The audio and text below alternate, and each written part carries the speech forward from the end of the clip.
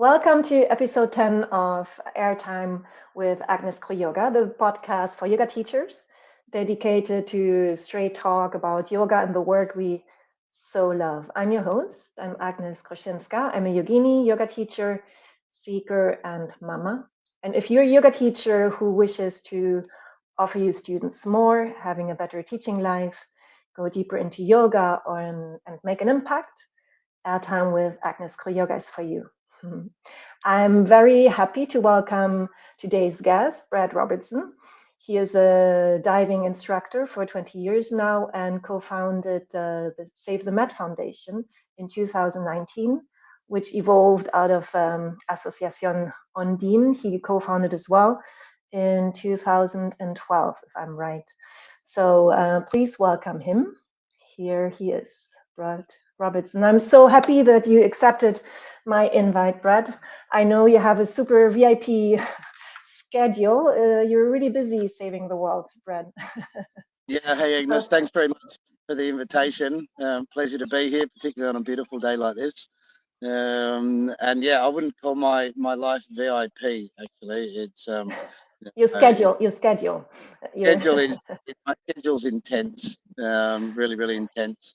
And I don't think I'm alone. I think most of the NGOs that I know here in Mallorca, they're all in the same boat, unfortunately. So there's a lot of work to do, right? Could you share with us why you personally want to make a difference? It's pretty simple. I just want to see more fish and less plastic. I'm a diver. I'm a selfish diver that spent a lot of time on the Great Barrier Reef and other exotic places around the world over the years. I've seen pristine locations. I've seen pristine locations turn into disastrous locations. And I, as a dive instructor, felt some sort of obligation to contribute to the environment that gave me so much joy and allowed me to make money. And you're doing well. Can you share a little bit also the story from diving instructor to co-founding Save the Med? Yeah, sure. I mean, I arrived here in Mallorca 12 years ago. I started a diving business here, focusing on the yachts, on the luxury yachts, and I worked with that. That was Ondine Escape, the business, many years ago, and having the freedom of being my own boss allowed me to focus on things that I wanted to focus on. When I was working in Cairns in North Queensland, the employers were not so keen to do anything environmental, so I took the opportunity to start up something small here. And it was a bit of a statement back then as well. You know, as even a small business run by a husband and wife with very limited resources can still contribute positively to the environment that they work in. As Gandhi says, you can also in a gentle way shake the world. No, it's doesn't have to be always big steps and very loud. It's been lots of little steps over the last 10 years. So can you tell us a little bit about Save the Med? Okay, so Save the Med is I'd say, small to medium NGO. We work on two core areas, one being marine regeneration and the other one being pollution reduction. Have various programs and projects underneath those two subjects. People over the years have, we started with beach cleans many years ago, Ondine, but as time progressed, it was quite obvious to us that beach cleans were not in any form a solution. They were great for raising awareness, but for us to put our resources into projects that gave more substantial results when it comes to policy change and seeing physical changes in the environment. Unfortunately, with the plastic situation, there are some rather large, well-funded lobbies that travel the world and stop positive progress. So even though we've been working on plastics for 10 years now, the reality is that there's been very little change. In the last 10 years? Little They're, change, you say? I'm still amazed, Agnes, at the lack of knowledge, the lack of common knowledge in society about the problems of plastic pollution.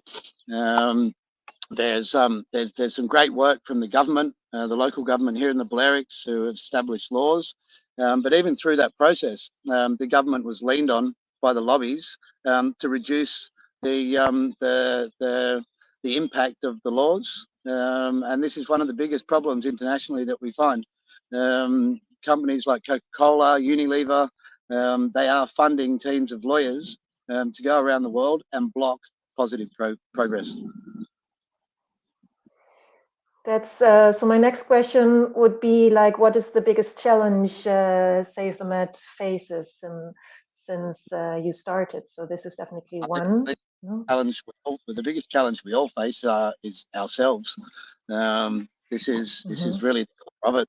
The more that I'm in this industry or this field, the more the focus is removed from the sea, and the more the focus is on human beings, on communities, on caring for ourselves. If we can't care for ourselves, how are we meant to care for the environment?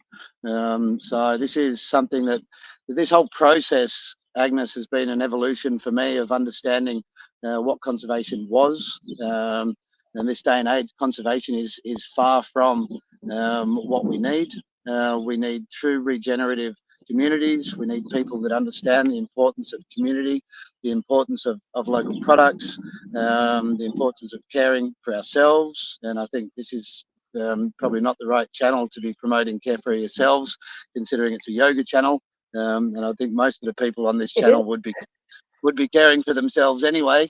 So all of you, the yogis, I guess, are a really good example of how this all starts. You know, and it starts with each individual and understanding that we are not above, beyond, beside nature, but we're actually part of it. And for us to care for the environment around us, we need to look after ourselves. That's so interesting that you say the biggest challenge are we self. Yeah, explanation mark period. No. Yeah. Sorry. No, it's okay. Brad, what is the difference? Is there a difference in between charity and a foundation? This is where I need our CEO, Jaime. It's all the legal stuff. That's not my expertise. However, I think most foundations are charitable organisations, as is associations. So I think these legal frameworks that are set up for people to do, and it's I think the correct terminology is not for profit, as opposed to charity. Because all the funds that come in go directly towards all of the projects. There's no sharing of wealth between the board members or anything like this. So yeah, I think the correct terminology is a not-for-profit. Okay, so Brad, I believe we all have, or most have, a natural desire to do good, especially in the yoga world.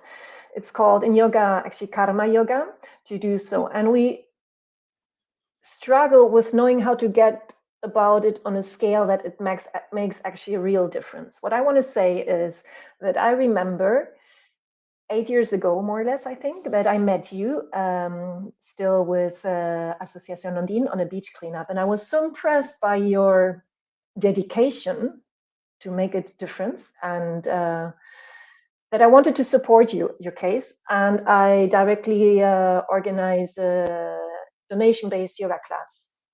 And I was so disappointed of the outcome compared with the problem we're facing here, and not just here, everywhere in the world. Just the money I made myself as one single person in one class. And I know every single cent counts, but I knew then that I didn't really change in that moment, though putting so much effort into it. So can you share with us how to go about making actually a difference? For individuals, you're talking about, Agnes, yeah. It's not easy. You know, looking at our day to day, and looking at every action that we take or we make through our day, and understanding what impact that has on both the community and the environment around us. Um, if you're living in a city, it's things like plastics are quite obvious, and there's one thing that people could work on. There's lots of information out there about what to do. Um, Getting involved with NGOs as volunteers, I've found over the years that it's very difficult for particularly for small NGOs to manage, whether it's an individual volunteer or a group of volunteers, because the thing is with volunteers is it's very hard to rely on the dedication, and this is not a criticism to volunteers. It's the reality of not being paid for work, and having other things in your life. So volunteers will come in, we'll train them up, and I'm sure this is the same for every NGO, and then something will happen in their life and then they're off. So on both sides, it's very difficult to maintain that relationship. I think the best thing that people can do, one is, yes, care for yourself, but also just to be aware of what is in your environment that you're living in, and ask questions. I think a lot of this process is about asking ourselves and our friends and our family questions about our impact. These questions will raise answers, they'll raise other questions, and just through that process, we end up becoming more knowledgeable about what we're doing. And I can relate that to me, because I had no idea what conservation was all about when I first started. Like I said before, I just wanted to see more fish and less plastic. It's still the same reason, but it's a process. Like everything in life that you learn, it takes a little bit of time. So get in touch with local NGOs.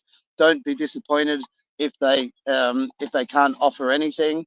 Start doing some research online. There's a wonderful thing called Google University.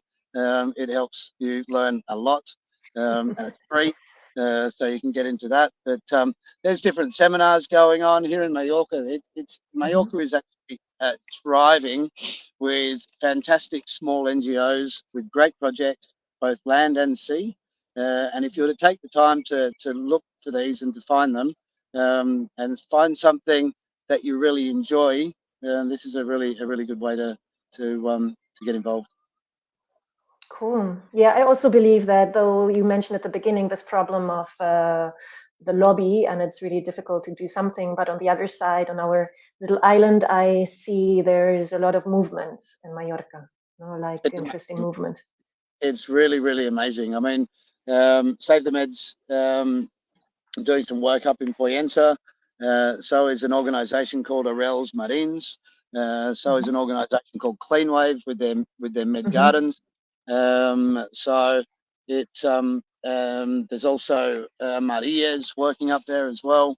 So there's a lot of trust and respect between the organisations that's developed over the last few years, and this is I think the basis of a true friendship and working relationship, and it's really inspiring to sit down with other NGOs and listen to what they're doing, find out where the synergies are, and we're actually between the four of us at the moment.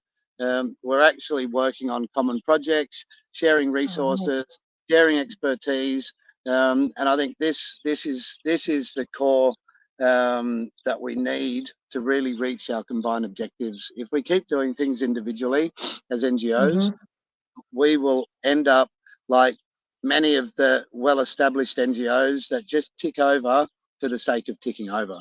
They get into that routine. So breaking the mold of sort of monoculture within the NGO world and living this what we want to see the return of biodiversity, right? And living a biodiverse working life is a really important way to reach that objective. So this is a call to actually to come together and work together, not as an individual and not even just maybe as a charity or foundation, but even always seeking for community work, right? Like for a bigger impact. Relationships. We're slowly getting into the world of marine custody as well. If people understand a little bit about land-based custody programs, it's quite simple. You have a landowner, you have a problem, and typically there's an NGO that's trying to solve that problem, and then you have a government. So there's three stakeholders. When you're working with marine custody, you have fishermen, professional, recreational. Within those two headings, you have artisanal responsible, artisanal irresponsible. You have industrial. You have spear fishermen. You have coastal fishermen. Then you have dive centres. You have sailors.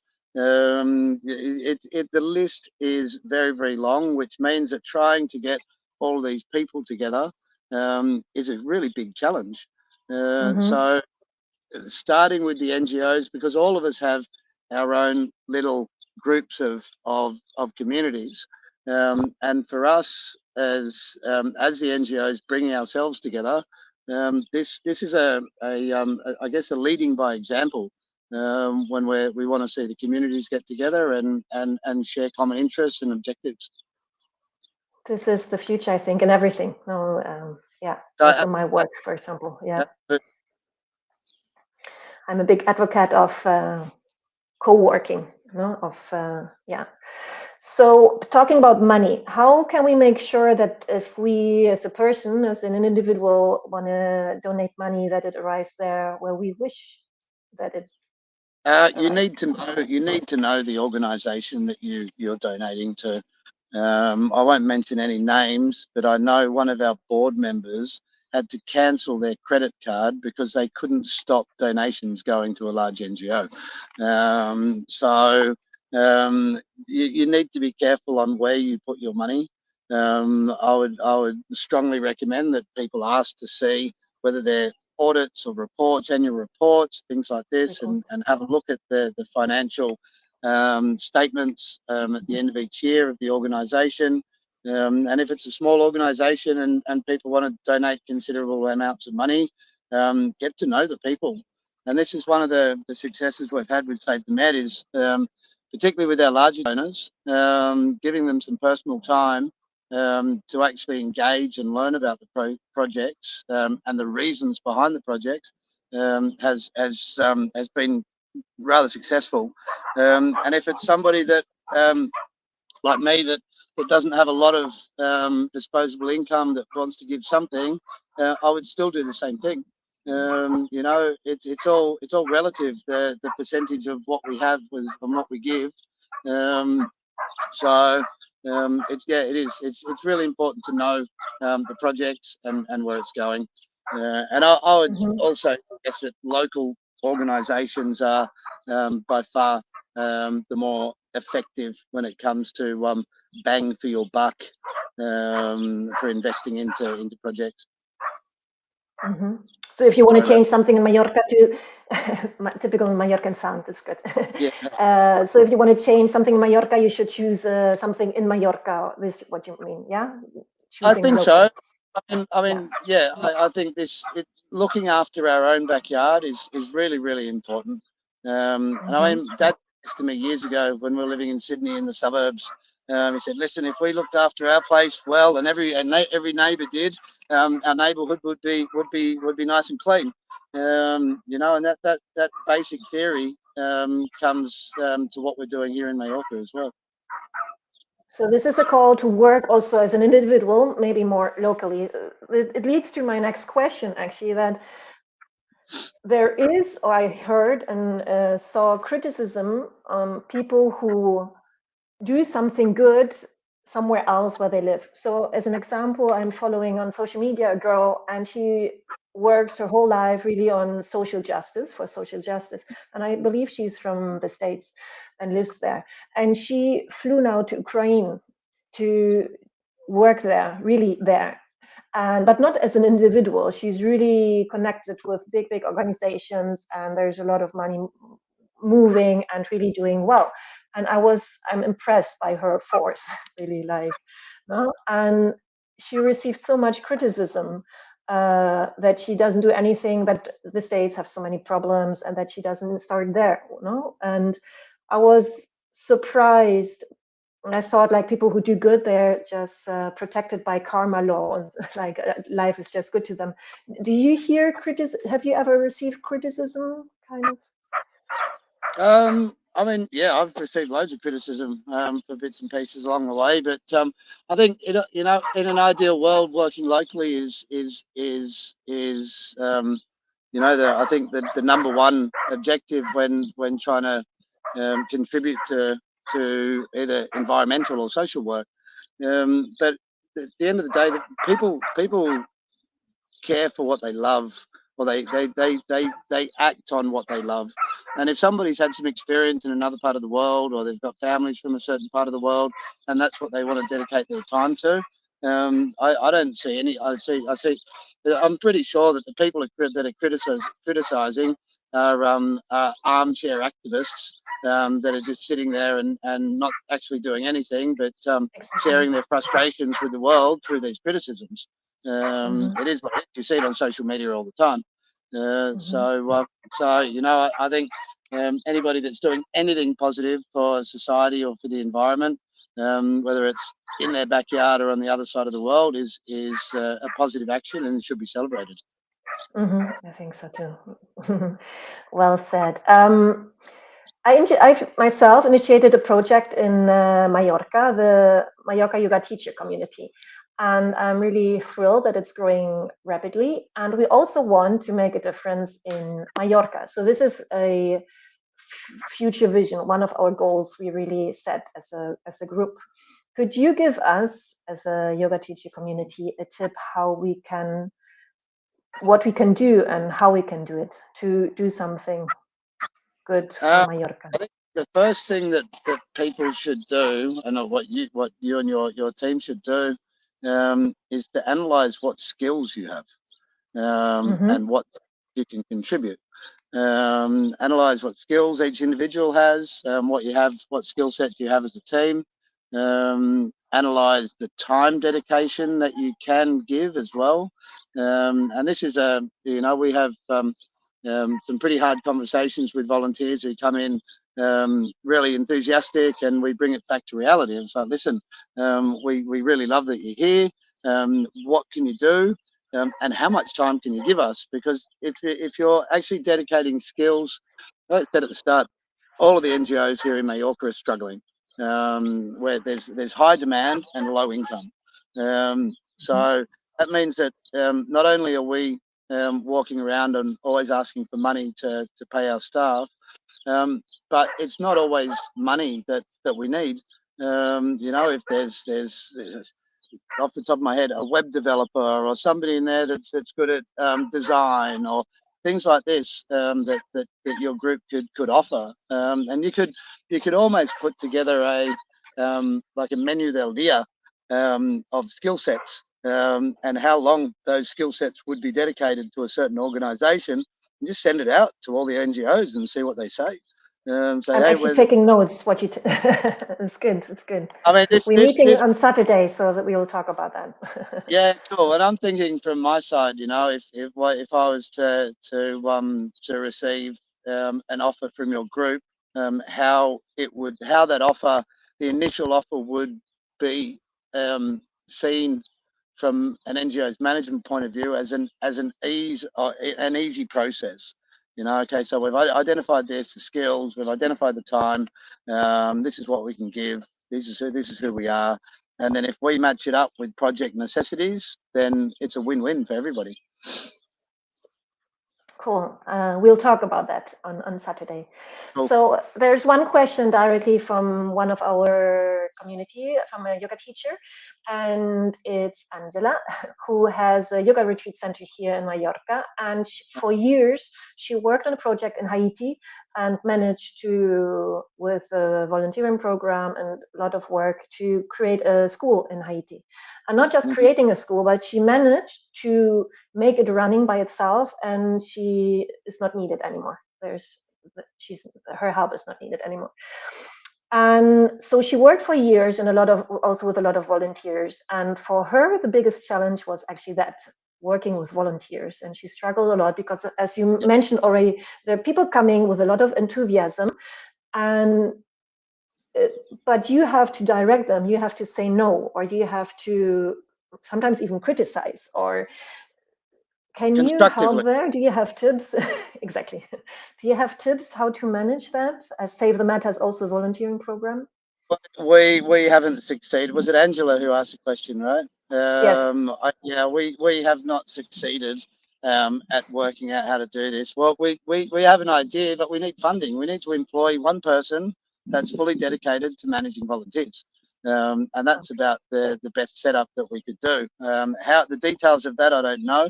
But I mean, Angela, that's my objective is to not need Save the Med. Unfortunately, I don't think that's going to happen in my lifetime. But every single NGO should be working to put themselves out of business. This should be our core objective by reaching. So for Angela, congratulations on getting to that point of putting yourself out of business. There's only one other organisation or person that I've heard of that got to that stage, and that was a person working on black rhinos in Africa. So now Angela's story is the second one that I know that got to that stage of not being needed, which is awesome, fantastic. So there's, yeah, it seems to be tricky, no? Volunteers, you say Volunteers, yourself. yeah, yeah, it's a very, very tough one. I mean, the beach cleans and things like this were great for this because it gave an outlet for volunteers to come into. There are other organisations, Mar de Fondo, here in Mallorca that do beach cleans. There's citizen science programs with Arels Marins. There's citizen science programs with Cleanwave through their Med Gardens program. So there are things out there that that require people's time, but they're specific to what the job is at hand. So yeah, there's, like I said before, if people do a little bit of scratching, they'll find something for sure. What's the next with Save the Mat? Are there any? Far out. What a question. We're so the next for Save the Med. I mean, I'm really lucky. I've got 13 employees, team members working with me. So I'm now in a position where I don't have to be every day in the day to day. So what my role is, and this is getting on to what Save the Med's doing, is mainly building new relationships with smaller NGOs, medium NGOs, and local ones, and also attracting more funding. And this is becoming a lot easier with the theme of regeneration and merging land and sea. Like we said earlier on, the biggest challenge that every NGO faces are human beings and the impacts from human beings, the world, the sea, the forests, the mountains. They are all actually perfectly fine without us. In fact, they thrive without us. By looking at things more holistically, Daniel Wall, who wrote a book called Designing Regenerative Cultures, is a good friend and a work colleague as well.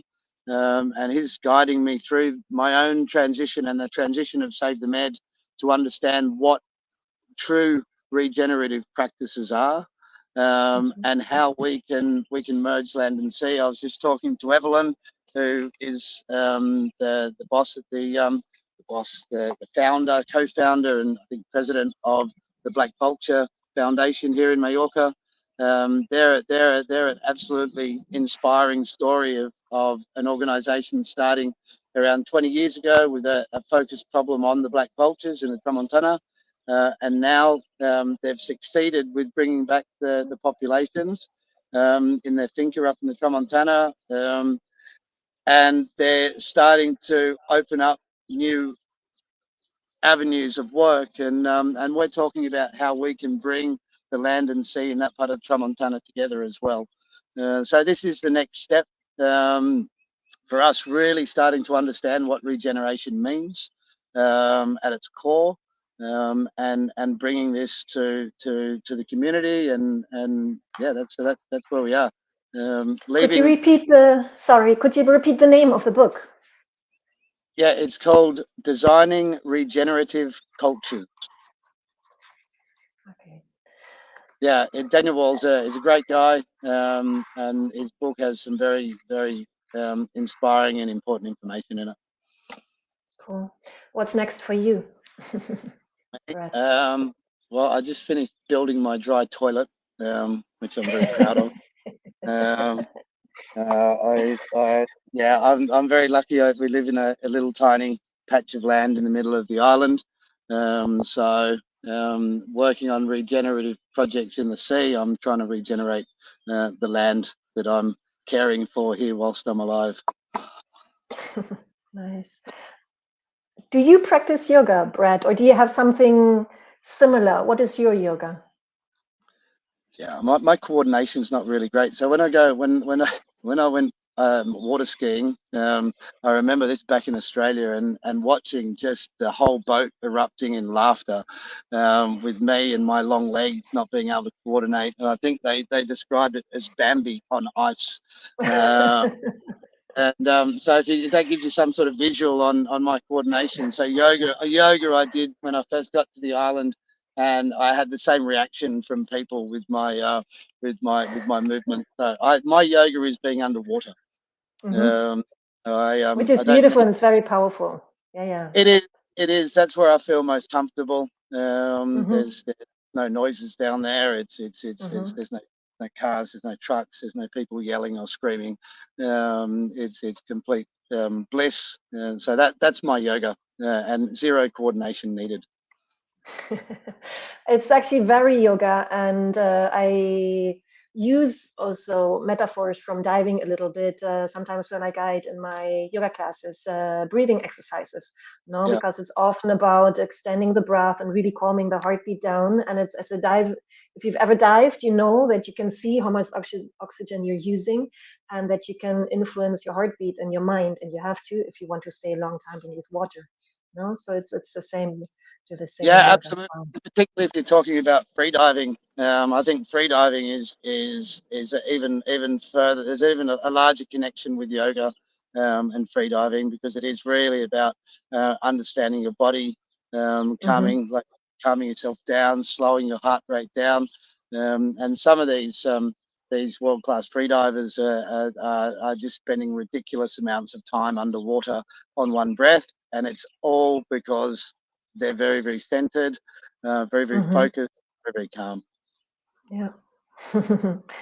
um, what is the best way to finish our interview for us to support Save the Mat? Um, well, I think supporting Save the Med, or supporting any of the organisations that are working in Mallorca, is really the core. Um, I think you're on the right track already, Agnes, with bringing these people together, trying to extract a little bit of information from a salty old diver like me, that can help you on your journey as well. Um, but yeah, it's like I said, it depends on people's skill sets. It depends on people's financial abilities. It depends on people's time availability. It depends on people's interests. So all of those four elements, I think, are the most important things to take into consideration when assisting any organisation. Okay. Thank you so much. On Saturday, we'll meet and we'll create a list and send it over to Save the Mat. Excellent. For this Yeah, and don't one. forget the others as well. Yes. Thank you so much, Brad, for your time. And thank Very you well. also to the listeners and who watched. You've been watching Airtime with Agnes Kru Yoga. And if you've any questions for my guest today, you're very welcome to send them over to either Agnes Kru Yoga on Instagram or Facebook, or directly on my website, agneskruyoga.com. And if you want to talk about any offers I have for yoga teachers, you're very welcome also to contact me. So please stay curious, keep on searching, aim high, and love and peace, and see you next time. Thank you so much.